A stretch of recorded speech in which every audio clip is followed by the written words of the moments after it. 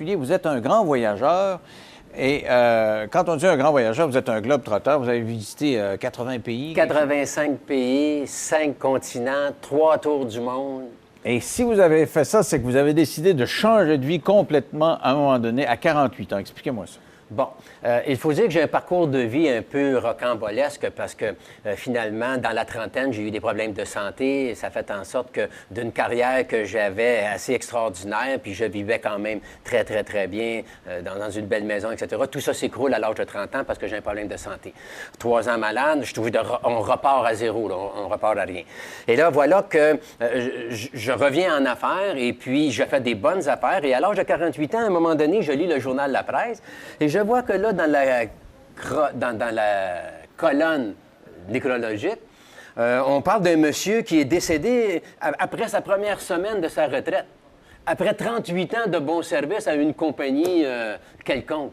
Là, moi, je regarde ça, puis ça me frappe. Alors, je me dis, Jacques, là, tu avais un rêve d'enfant, puis ce rêve-là, c'était de faire le tour du monde. Eh bien, voilà.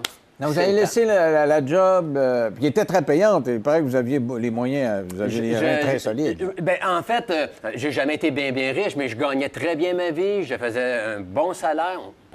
C'est entre nous, là, l'impôt ne sera pas ça. Il n'y a personne qui nous écoute ce soir. Et finalement, je décide de vendre mon condo, mon bateau, mon vélo, etc.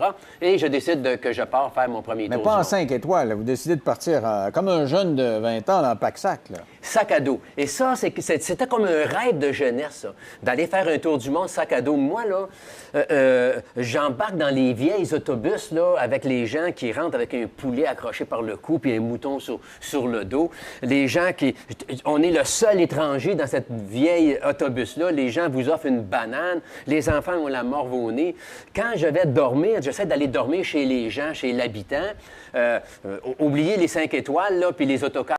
Là. Moi, là, je suis avec un sac à dos. Pour vous donner une idée, là, je suis allé 15 fois en Inde.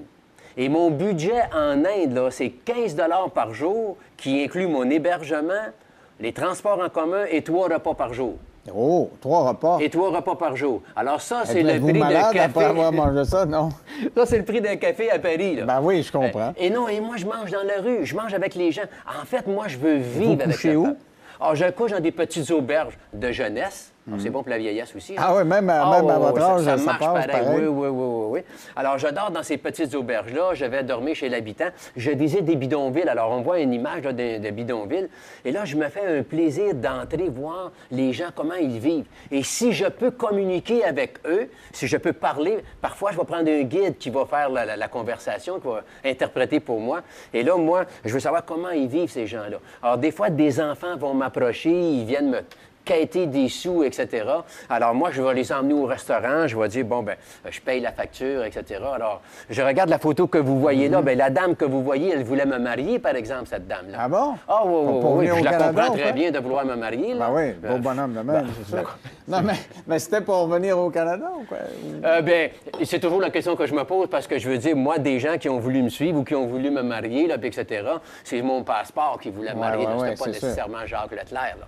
Okay. Alors, on voit ici une guide, par exemple, en Chine. C'est ça. Alors, vous avez des photos de 80 pays, mais c'est pas un groupe organisé ici là, par le Club Voyage, puis tu t'en vas là-bas, t'es pris en charge en autobus. Là. Non. Vous êtes parti 1 an la première fois, puis après, c'est des séjours de plusieurs mois. Là. Exactement. Enfin, comme moi, je prépare mon voyage. Je lis beaucoup sur la destination où je m'en vais.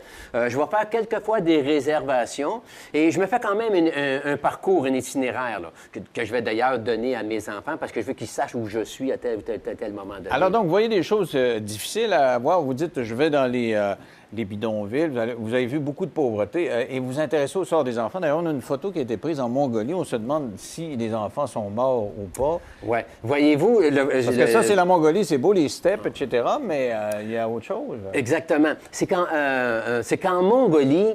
on voit l'enfant, là. En Mongolie, ces enfants-là vivent un problème assez incroyable. C'est que les parents de ces enfants-là, ils dorment, là, en passant. Là.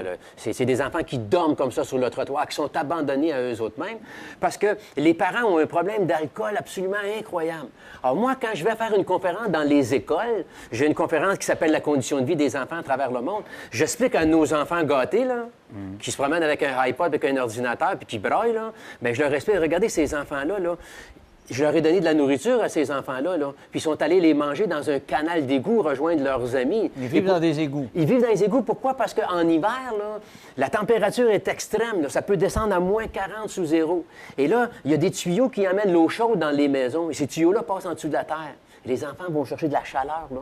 Ils vont se réfugier là. Alors, et dans ces pays-là, est-ce que vous avez vécu des émotions aussi fortes que ce que vous avez vécu à Montréal la semaine passée? Oui. Vous me rappelez, tiens, quelque chose. En Mongolie, il y a une femme qui a essayé de m'empoisonner. Alors, des aventures, je peux en écrire un livre, 2 livres. Pourquoi? Là. Pour mettre la main sur l'argent que vous aviez? Probablement. Ouais. Elle m'invite à aller prendre un thé. Moi, je ne sais pas que je tombe dans une espèce de guet-apens. Elle m'offre un thé, mais je vois qu'il n'est pas normal. Il goûte quelque chose de pas normal aussi, etc. Oh là, plus de thé! Et là, après avoir pris 2 gorgées seulement. Donc, écoutez, j'ai pris une voiture taxi, me retourner chez nous et j'ai dormi pendant quelque chose comme 12 à 18 heures. Et là, vous faites des conférences. C'est Ouais. ce que vous faites. Vous venez de donner quelques conférences, vous faites un petit peu d'argent, puis vous repartez au bout du monde. Ça ressemble un peu à ça. En fait, je vous dis bien humblement, aujourd'hui, je suis un peu victime de mon succès.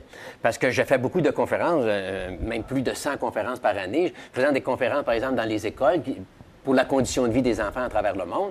Je fais des conférences dans le corporatif aussi, conférences de motivation pour expliquer aux gens, ben voilà, si tu as un rêve, puis tu as un but, ben tu travailles.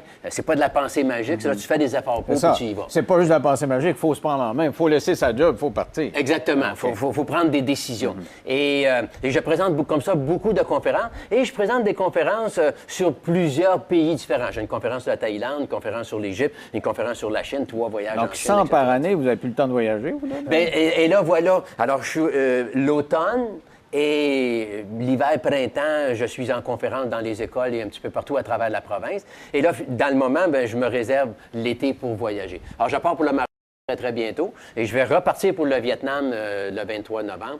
Alors, voilà que, oui, c'est des conférences un peu partout à travers la province. Vous avez la piqûre, puis ça se perd pas. Merci beaucoup, M. Leclerc. On aurait pu passer des heures ensemble. Merci, ça a été fort intéressant. Alors, vous voyez donc le site Internet si vous voulez avoir des informations sur les conférences et voir des photos. Merci d'avoir